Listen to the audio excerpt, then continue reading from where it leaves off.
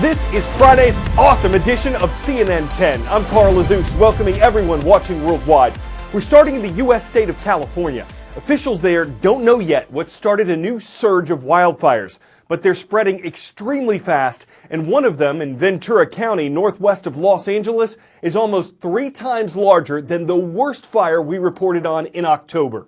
It's known as the Thomas Fire. At one point, it was scorching an acre every second. And as of last night, it was only 5% contained, which means most of this fire was burning wherever it could without boundaries. Throughout Southern California, 110,000 people have had to leave their homes. Hundreds of schools have been closed. 5,000 firefighters are involved in the fight.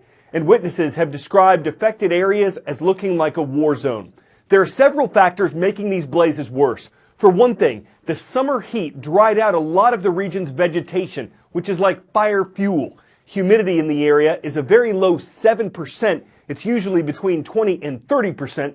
And then there's the Santa Ana winds. They usually blow in from the desert this time of year. They're not usually this powerful, blasting gusts of dry, 80-mile-per-hour winds across higher elevations. A state spokesman says the Santa Ana winds can push a fire the length of a football field in a minute. And they've been so strong that planes, which could normally drop thousands of gallons of fire retardant, have had to stay on the ground. In the upscale neighborhood of Bel Air, there is still a battle going on here, trying to keep embers from homes that have burned from spreading. And the big concern throughout the evening and overnight will be the increase in the wind speeds, which are expected to get upwards of 70 miles per hour. That is extremely dangerous in these dry conditions where fire is only 5% contained in many of these fires as we get into the overnight hours. One of the other huge fires that's burning is, of course, down in Ventura. My goodness, that is an absolute vision of Armageddon as you watch what is happening there. But in Bel Air, the number of homes that have been damaged are incredibly small compared to how large the blaze was in the very beginning when the winds are higher. We are now hearing about 11 homes are damaged. 4 of them have been destroyed. So an incredible number, an incredible fight here. A lot of that fight from the air. Because there was a lull in winds, they were able to get at least some of the fires that were heading towards structures on the top of the canyon and below the canyon. They were able to stop those fires from burning through dozens of homes. Right now, though, the fight continues because the winds, again, picking up. A lot of worry in 4 different communities as these fires continue to go unabated. Sarah Seidner, CNN, Bel Air. U.S. Senator Al Franken, a Democrat from Minnesota, announced yesterday he'd be resigning. The 66-year-old was first elected to the Senate in 2008, and he worked as a comedian before that, performing for years on Saturday Night Live. But over the past month, he's been accused of behaving inappropriately toward women, both before and during the time he's been in office. And though Franken has spoken out repeatedly against sexual harassment and said some of the accusations against him are false, other lawmakers pressured him to resign after several people came forward to accuse him. He said he'd leave the Senate in the coming weeks. After Franken's announcement, another one came last night. Representative Trent Franks, a Republican from Arizona, said he'd also resign. The 60-year-old was first elected to the House in 2002, and he'd worked in the Arizona state legislature before that, promoting laws and programs to protect children. But the House Ethics Committee was reportedly looking into claims of misconduct by Representative Franks. He said they were related to discussions he'd had that made 2 women he used to work with uncomfortable.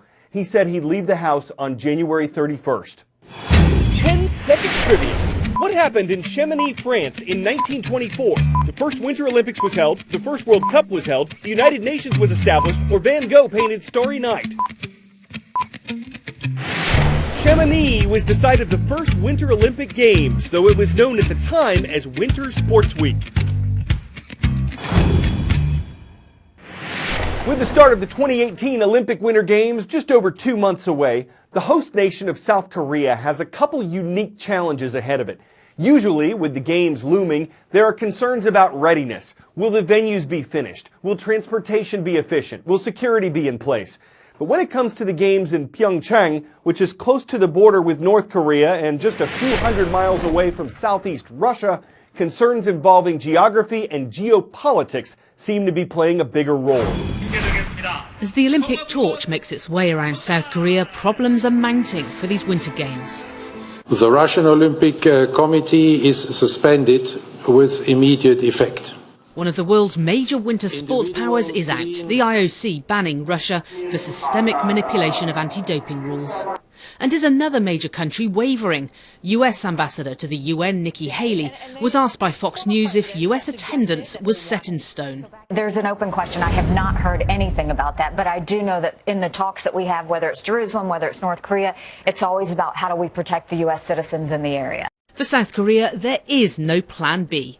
Officials say North Korea, just 50 miles or 80 kilometres away from Pyeongchang, does not pose a risk, referring to previous sporting events they have successfully held, including the Summer Olympics in Seoul in 1988. These were the final preparations in Pyeongchang a few weeks ago, transforming the area outside the stadium where the opening and closing ceremonies will be held. Park Sun-hae is the site manager. Personally, I don't think you need to worry, he tells me. No one round here is talking about North Korea. Ham Young-man has sold jewellery in the area for 40 years. He also dismisses security concerns. The slogan for the Games is the Peace Olympics. I believe tensions will ease and people from many countries will take part. Confident voices in the region that stands to lose the most if visitors stay away. 2 months out and lagging ticket sales enjoyed a boost from 100-day events and the torch relay.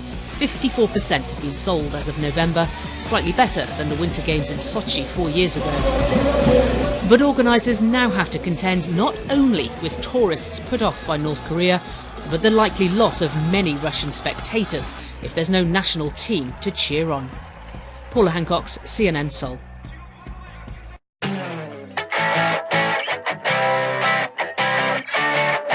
For the families who participate in a certain Christmas-time custom that involves elves that sit on shelves as a way to get kids to behave themselves, there's a rule that people can't touch the elves.